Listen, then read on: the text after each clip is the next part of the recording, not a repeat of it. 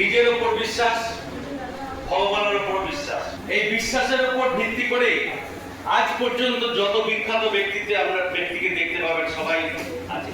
স্বামী বিবেকানন্দ বিলে সে নিজের উপর বিশ্বাস করে হয়ে গেল স্বামী বিবেকানন্দ, এবং শিকাগোতে গিয়ে গোটা বিশ্বে সর্বধর্ম সম্মেলনে হিন্দু ধর্ম যে শ্রেষ্ঠ ধর্ম সেটা প্রমাণ করে দিয়ে চলে গেল। নেতাজি সুভাষচন্দ্র বোস বড়লোকের ছেলে ছিল, সে ইচ্ছা করলে কিন্তু অনেক বড় চাকরি করতে পারতো ব্রিটিশের আন্ডারে, কিন্তু সে চাকরি না করে সে চলে গেল দেশকে স্বাধীন করবে।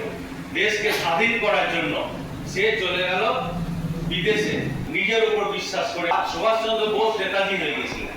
ধীরুভাই আম্বানি প্রত্যন্ত গ্রামের একটা ছেলে, যে লোকটা নিজে ভালো করে বাড়িতে খেতে পেত না, সেই লোকটা চলে গেল মুম্বাই যাওয়ার পর সে একটা পেট্রোল পাম্পে পেট্রোল দেওয়ার কাজ শুরু করলো।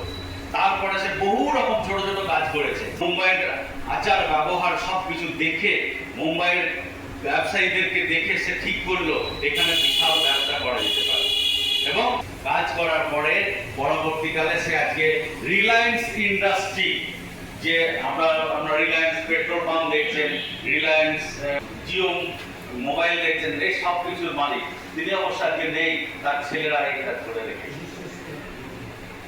এপিজে আব্দুল কালাম ছোটবেলায় খবরের কাগজ বিলি করতেন।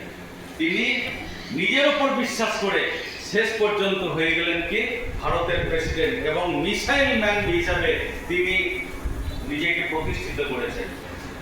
মহেন্দ্র সিং ধোনি তিনি একটা চাকরি করতেন, কি চাকরি না, রেলের টিকিট কালেক্টর ছিলেন। সেখান থেকে তিনি নিজের উপর বিশ্বাস করে হয়ে গেলেন ভারতের ক্রিকেট দলের ক্যাপ্টেন। রজনীকান্ত সাউথ ইন্ডিয়ার একজন বাস কন্ডাক্টর, তিনি হয়ে গেলেন রজনীকান্ত সুপারস্টার।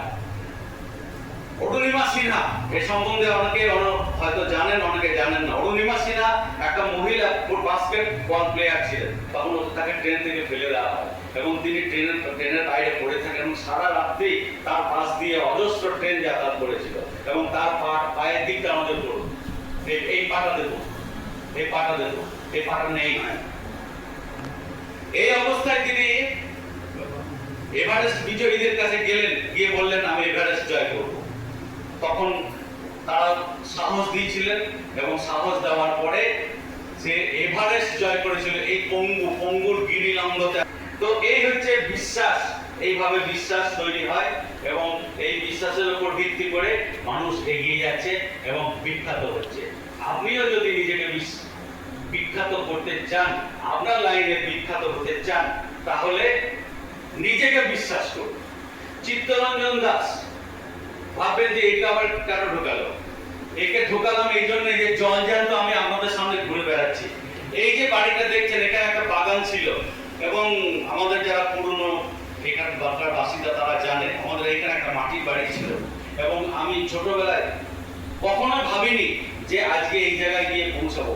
কিন্তু আমাকে প্রত্যেকটা মানুষ ছোট থেকে, যেহেতু আমি খুব সরল ছিলাম, কিন্তু বুদ্ধিমান ছিলাম কিনা জানি না, কিন্তু প্রত্যেকটা মানুষ আমাকে পিছিয়ে ধরেছে, পিছিয়ে টেনেছে, বলেছে তোর দ্বারা কিছু হবে না, তুই বোকা, তুই লোককে সব কথা বলে দিস। এবং আমার বিশেষ একদম আত্মীয় আমাকে বলেছিলেন, তোকে বড় যখন হবি তখন তোকে মুনিশ খাটিয়ে খাওয়াবো। সে আমার গার্জিয়ান, তিনি আমাকে বলেছিলেন যে তোকে মুনিশ খাটিয়ে খাওয়াবো। সেই চিত্তরঞ্জন দাস আজকে কোথায় এসে পৌঁছেছে আমরা ভালো করেই জানেন। বিশ্বাস, বিশ্বাস, বিশ্বাস, নিজের উপর বিশ্বাস।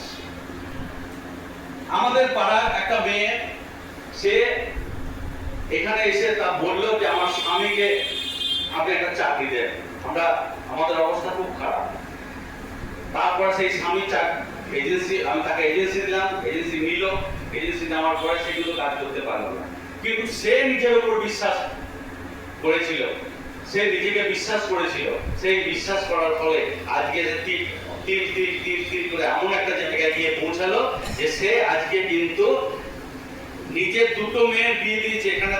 এখানে নিজের বাড়ি তৈরি করেছিল তারামতলার পিছনে, নিজের দুটো মেয়ের খুব সুন্দর জায়গায় বিয়ে দিয়েছে বর্ধমানে, এবং বর্ধমানে আজকে ফ্ল্যাট কিনেছে, এখানেও ভাড়া আছে, এখনো কিন্তু সে কাজ করে যাচ্ছে। সে হচ্ছে সুদীপ্তা সিনহা। দয়া করে একটু উঠো, তোমাকে সবাই মিলে দেখুন, তোমাকে দেখতে পায় না তো আমাকে দেখতে মানুষ।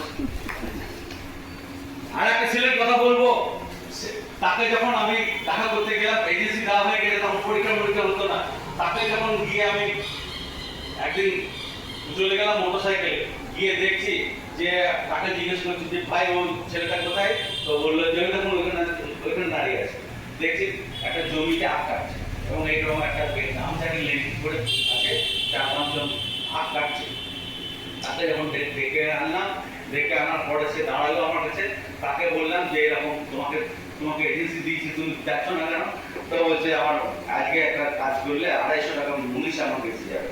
তার বাবাকে ডাকলাম, দিয়ে বললাম যে আপনার ছেলেকে আমার হাতে ছেড়ে দিলাম। তো সেই ছেলেটা আজকে ডিএমস ক্লাব মেম্বার পেয়ে মোটরসাইকেল চেপে ঘুরে বেড়াচ্ছে, নিজের মেয়েটা খুব সুন্দর বিয়ে দিয়েছে, নিজের পাকা বাড়ি ধরে রয়েছে, নকুল চন্দ্র দাস।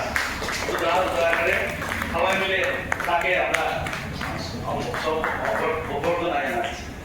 একজন টেলার মাস্টার, সে টেলারিং করতো রাত্রিবেলায়, পুজোর আগে টেলারিং এর কাজ করছে। রাত্রি 12টা-1টার সময় হঠাৎ সব্যসাচী ঘোষালের কাছে গেল, গিয়ে বসে গল্প করতে লাগলো। সব্যসাচী ঘোষালের বাড়ির সামনে বাড়ি। সে আলোচনা করতে করতে করতে করতে যখন বুঝতে পারলো যে আমার মধ্যে সেই ট্যালেন্ট আছে, সে নিজেকে বিশ্বাস করতে শুরু করলো। সে বিশ্বাস করলো করে আজকে সে একটা সেও ডিএম ক্লাব মেম্বার এজেন্ট এবং সে তার প্রিমিয়াম পয়েন্ট আছে। লালচাঁদ মন্ডল, তার বাড়ি হচ্ছে বীরভূম জেলাতে ঢাকা। আরেকজনের কথা না বললেই নয়, সেই ছেলেটা হচ্ছে অনিমেষ রায়। অনিমেষ রায় কে ওখানকার একজন ডাক্তার বলেছিলেন যে তুমি এলআইসি এজেন্সি করবে, তো বলেছিল যে আমি ওসব পারবো না, আমার দ্বারা হবে না। তখন তার বয়স ছিল মাত্র ওই 19 কি 20 হবে। আমার সঙ্গে দেখা হলো, তাকে আমি বিশ্বাস জাগালাম। বিশ্বাস জাগানোর ফলে আজকে সে এমডি একটি এজেন্ট হয়েছে, যেটা আমাদের এলআইসির জগতে একটা বিশাল ব্যাপার। এমডি একটি হওয়া। সেই এমডি একটি কিন্তু হয়েছে। এমডি একটি হওয়া মানে কি, কেবল নতুন ব্যবসা থেকে যে 35%ই বলুন আর 28%ই বলুন, যে ফার্স্ট ইয়ারে যে কমিশন সেইটা আমি 10 লাখের বেশি পেয়েছি। তার জন্য তুমি গত বছর এমডি একটি হয়েছে। তো জাদুকে চিনুন।